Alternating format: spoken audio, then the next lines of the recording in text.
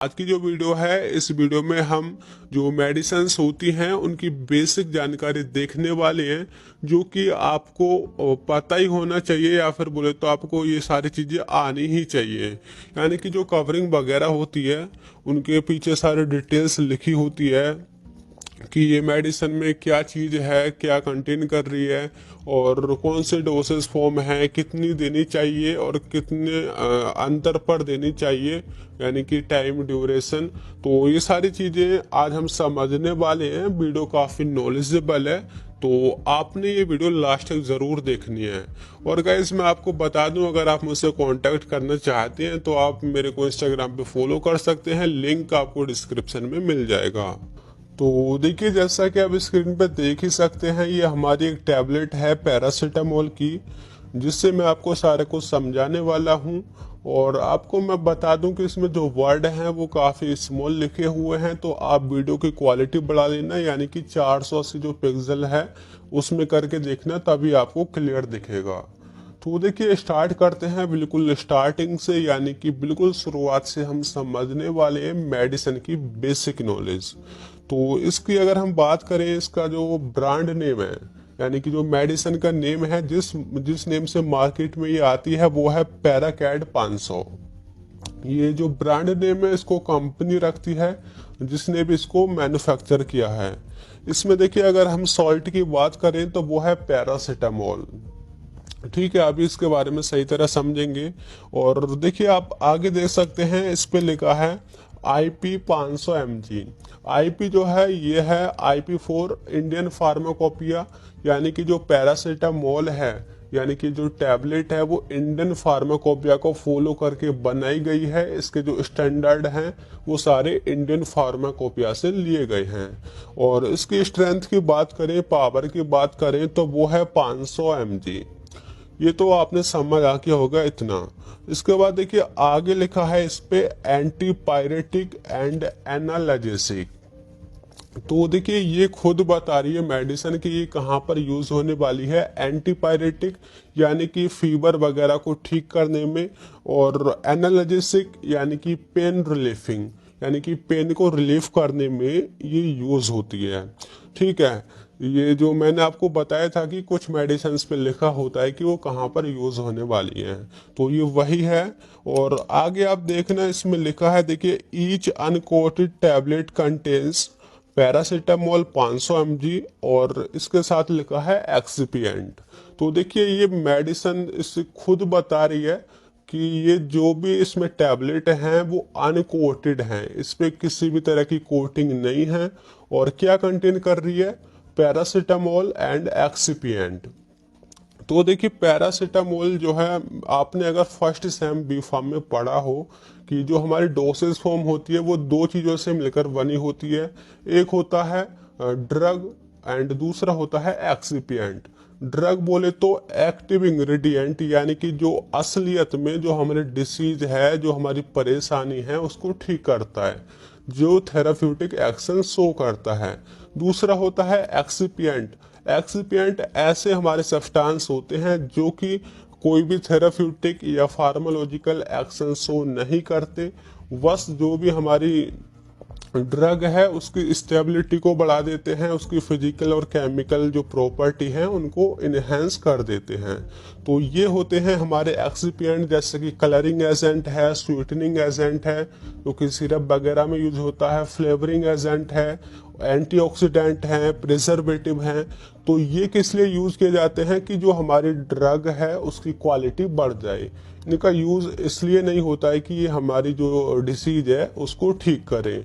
Disease को ठीक करने का काम केवल एक का है, वो है एक्टिव इंग्रेडिएंट। और एक्टिव इंग्रेडिएंट इसमें क्या है? पैरासीटामोल। और इसके आगे आप देख सकते हैं, इसमें इंडिकेशन दे रखा है for symptomatic relief from mild to moderate pain, यानी कि जो हमें हल्का सा फीवर या पेन वगैरह हो जाता है उससे रिलीफ के लिए ये मेडिसिन यूज होती है। अगर बात करें इसकी डोसेज फॉर्म की कि किस फॉर्म में है, आपने देख लिया है टैबलेट है, तो यानी कि हमारी सॉलिड डोसेज फॉर्म है। अब बात करते हैं इसकी डोज की, यानी कि कितनी डोज हमने लेनी है इसकी।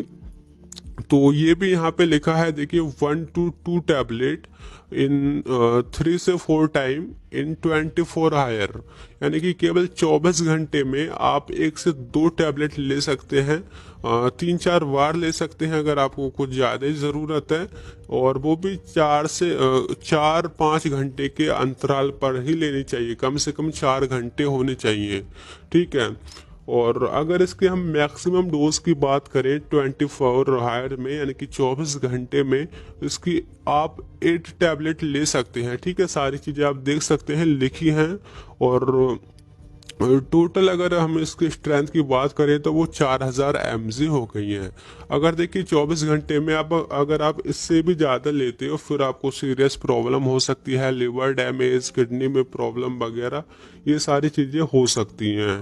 और देखिए आप आगे देख सकते हैं, इसमें लिखा है do not suitable for children under 12 year, यानी कि जो बच्चे मतलब 12 साल से कम हैं ये उनके लिए सुटेबल नहीं है।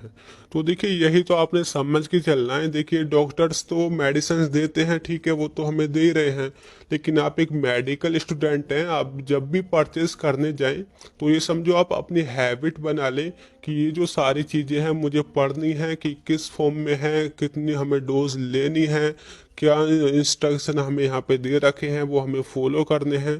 तो ये एक वीडियो इसी के लिए मतलब काफ़ी इम्पोर्टेंट होने वाली है। आगे आप देख सकते हैं इसकी स्टोरेज दे रखी है। स्टोरेज क्या, कहाँ पे आपको स्टोर करना है इसको, ये जो डायरेक्ट लाइट है उससे बचा के रखना है, और जो मॉइस्चर वगैरह है उससे भी बचा करके रखना है, और जो बच्चों की पहुंच है उससे भी इसको दूर रखें, ठीक है। और देखिए अब दूसरी तरफ आप इस तरफ देख सकते हैं, इसमें वार्निंग दे रखी है, taking more than daily dose of paracetamol may cause serious liver damage और एलर्जिक रिएक्शन। अगर देखिए आप 24 घंटे में 8 टैबलेट से ज़्यादा लेते हैं तो ये आपके लिए सीरियस प्रॉब्लम हो सकती है, मतलब कि आपको लिवर डैमेज हो सकता है, एलर्जिक रिएक्शन वगैरह हो सकती हैं, यानी कि swelling of face, mouth and throat, ये सारी चीज़ें हो सकती हैं, सूजन आ सकती है, और डिफ़िकल्टी इन ब्रीथिंग, सांस लेने में परेशानी हो सकती है, दिक्कत आ सकती है, और ईचिंग एंड रस वगैरह ये भी, यानी कि खुजली वगैरह, ये सारी प्रॉब्लम्स हो सकती हैं। तो ये यहाँ पे वार्निंग दे रखी है अगर आप इससे ज़्यादा मतलब इसकी डोज लेते हैं। आगे देखिए आपको यहाँ पे पेशेंट एडवाइस भी मिल जाएगी, should not be used with other paracetamol containing product and contraindicated in patient with non paracetamol hyper sensitivity.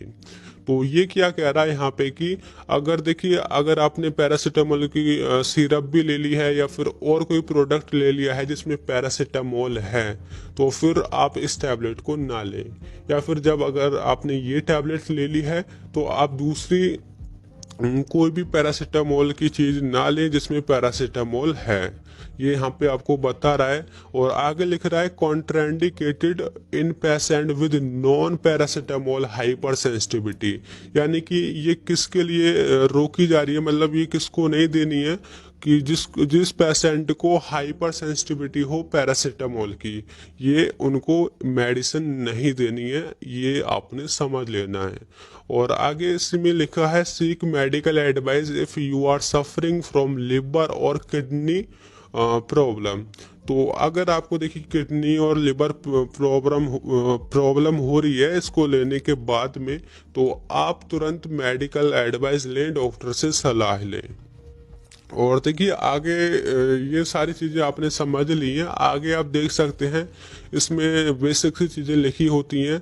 एक होता है मार्केटेड बाई, यानी कि ये किसने हमारी जो मेडिसिन है हमारी मार्केट में लॉन्च की है, कौन इसकी पब्लिसिटी कर रहा है। तो वहाँ पे आप देख सकते हैं जैसे कि इसमें German remedies pharmaceutical Pvt LTD है, और इसमें नीचे देखिए इसका पता वगैरह, इसका ईमेल और कस्टमर केयर नंबर, ये सारी चीज़ें लिखी होती हैं। एक तो हो गया मार्केटेड बाई, एक होता है मैन्युफैक्चर्ड बाई। मैन्युफैक्चर्ड बाई यानी कि कौन इसको बना रहा है, और दूसरा वो है कि कौन इसकी पब्लिसिटी कर रहा है। तो इसको बनाने वाली जो कंपनी है वो है प्रोकेम फार्मास्यूटिकल पीबीटी एलटीडी, यहाँ पर इसका पता होगा, इसकी डिटेल्स वगैरह लिखी होंगी। ठीक है। और देखिए नीचे आप जो हमें मोस्ट इम्पोर्टेंट जो हमें समझना है वो है, देखिए नीचे आपको लिखा दिख जाएगा बैच नंबर। देखिए बैच नंबर काफ़ी इम्पोर्टेंट होता है। देखिए कहाँ पे इसका यूज़ होता है, ये हमारे रिकॉर्ड में, यानी कि जैसे सपोज आपने किसी एक मार्केट में एक बैच नंबर की कोई सारी मेडिसिन भेज दी पैरासीटामोल की, तो आपको ये पता रहेगा कि इस मार्केट में हमारी इस बैच नंबर की सारी मेडिसिन हैं। अगर उन मेडिसिन में कोई भी प्रॉब्लम आती है, कोई भी कंटेमिनेशन आता है, कोई भी साइड इफेक्ट आता है, तो आप एक ही बार में सारा कुछ चेक कर सकते हैं, रिकॉर्ड निकाल सकते हैं। किसके बेस पर? बैच नंबर के बेस पर। और जो भी मतलब मेडिसिन हैं, जो भी जिनमें कंटामिनेशन है, आप उनको रिकॉल कर सकते हैं। तो ये यहाँ पे अपना मोस्ट इम्पोर्टेंट रोल प्ले करता है। इसके आगे आप देख सकते हैं मैन्युफैक्चरिंग डे, MFD, यानी कि ये कब बनाई गई है, यहाँ पे इसकी डेट ये लिखी होती है या फिर मंथ और ईयर वगैरह लिखी होती है। आगे है एक्सपायर डेट। तो देखिए एक्सपायर डेट लिखी होती है, आपने पता ही होगा कि हर एक की एक समय सीमा होती है। और देखिए एक्सपायर डेट यानी कि ये तुरंत अपना मतलब अपना गलत प्रभाव स्टार्ट नहीं कर देती है। हाँ, लेकिन एडवाइस यही दी जाती है कि एक्सपायर डेट के बाद आप कोई भी मेडिसिन यूज़ ना करें।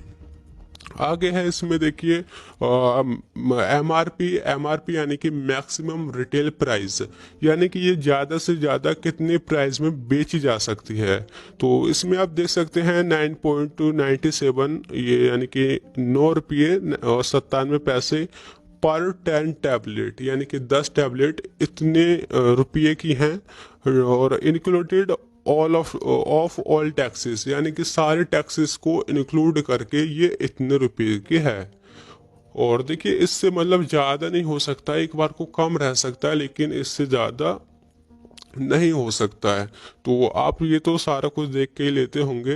तो देखिए यही था, यानी कि मेडिसिन की बेसिक नॉलेज आपने ये सारी चीज़ समझ आकी होगी कि ये मेडिसिन कहाँ पे यूज़ होने वाली है, इसमें क्या चीज़ है, और क्या इसकी डोसेस फॉर्म है, और क्या इसकी डोज है, कहाँ पे स्टोर करनी है, क्या हमें यहाँ पे इंस्ट्रक्शन दे रखे हैं, क्या वार्निंग दे रखी है, किसने बनाई है, और जी इसका बैच नंबर, MRP, सारी चीज़ें मैंने आपको समझाई हैं। आई होप ये जो बेसिक जानकारी है एक मेडिसिन की आपको समझ आकी होगी।